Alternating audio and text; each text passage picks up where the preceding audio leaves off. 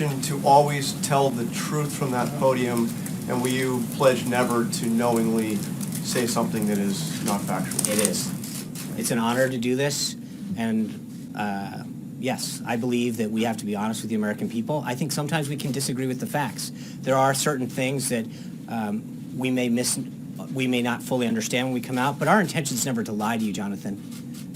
Our job is to make sure that sometimes, and you're in the same boat. I mean, there are times when you guys tweet something out or write a story and you publish a correction. That doesn't mean that you were intentionally trying to deceive readers and the American people, does it? And I think we should be afforded the same opportunity. There are times when we believe something to be true, or we get something from an agency, or we act in haste because the information available wasn't complete, but our desire to communicate with the American people and make sure that you have the most complete story at the time. And so we do it.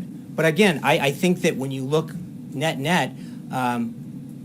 we're going to do our best every time we can. I'm going to come out here and tell you the facts as I know them, and if we make a mistake, I'll do our best to correct it.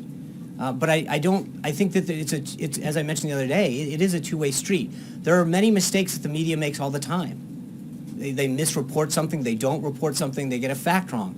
I don't think that's always to turn around and say, okay, you were intentionally lying.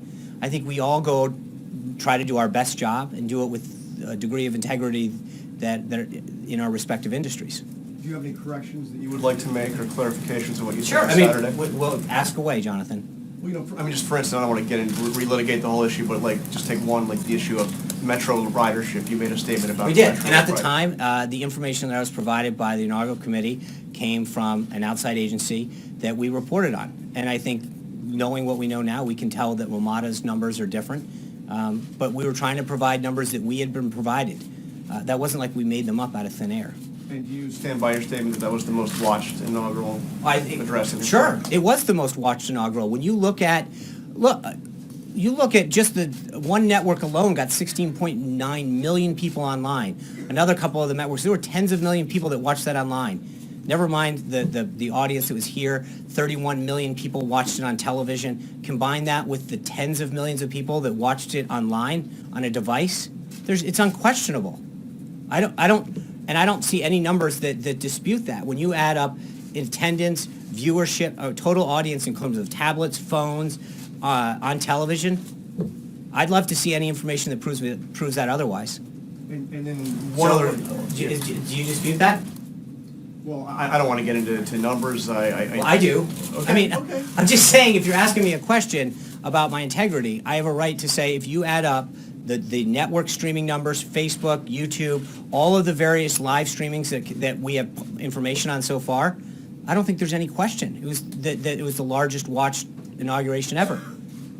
More than Ronald Reagan's in 1981. I'm pretty sure that Reagan didn't have YouTube, Facebook, or the internet. Yeah, I think 41 million people watched his. 41 million watched his, okay? So let's just take the Nielsen ratings, which are 31 million, and add it to CNN, 16.9 million. That's a little higher. So I'm just saying, you're asking me for numbers, there's just two entities together.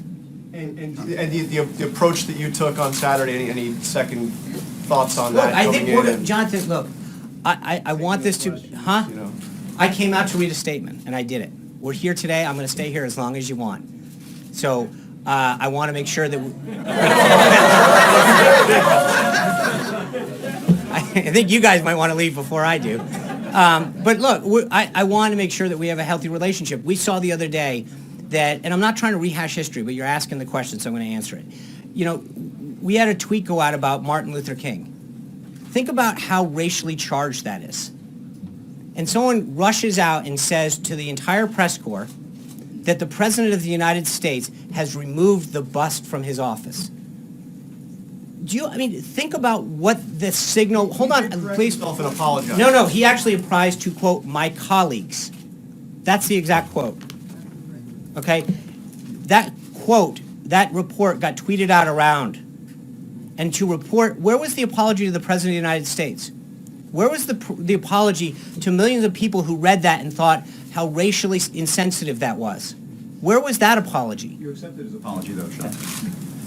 Okay, I'm asking, where was that apology? And so I'm just saying that when things like that happen, when John Lewis says that he's never missed an inauguration. And we find out, actually, he skipped George W. Bush's.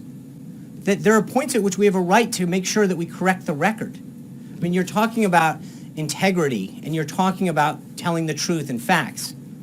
I don't know that it wasn't malicious at all, and I'm not saying, but there's a point at which we have a right to go out there and correct the record. And I think that over and over again, there is this attempt to go after this president and say, well, that can't be true, and that's not right, and the numbers weren't there, and there's a rush to judgment every time. And it's a two-way street. We want to have a healthy and open dialogue with the press corps and with the American people about what he's doing to help this country and to unite it. But at a time when he's trying to unite this, and he keeps talking about uniting this nation, bringing people together, and then a tweet goes out in a pool report to, what, a few thousand people, saying that he removed the bust of Martin Luther King, how do you think that goes over? Sean, did the media invent the feud between the president and the intelligence community? I think that you saw from the response the other day, he walked into the CIA, people were hooting and hollering, they gave him a 5-minute standing ovation. That doesn't look like a relationship that, I mean, they were excited. It's not a media invention. No, but I think there's a difference between having differences with intelligence leaders and leaders of that community who had strong differences with than the people and the men and women who toil every single day in our intelligence community. And it was reflected at the CIA. I mean, they came there, they were so excited. There was 1,000 people that applied for 300 plus seats. We ended up taking in 400 people. That doesn't sound like a huge feud. They were excited, they were clapping, they were cheering when he walked in. And to see reports that made it sound like there was some, fence mending that had need to happen, that sure didn't look that way when you walked in. I'm going to move on. Yeah.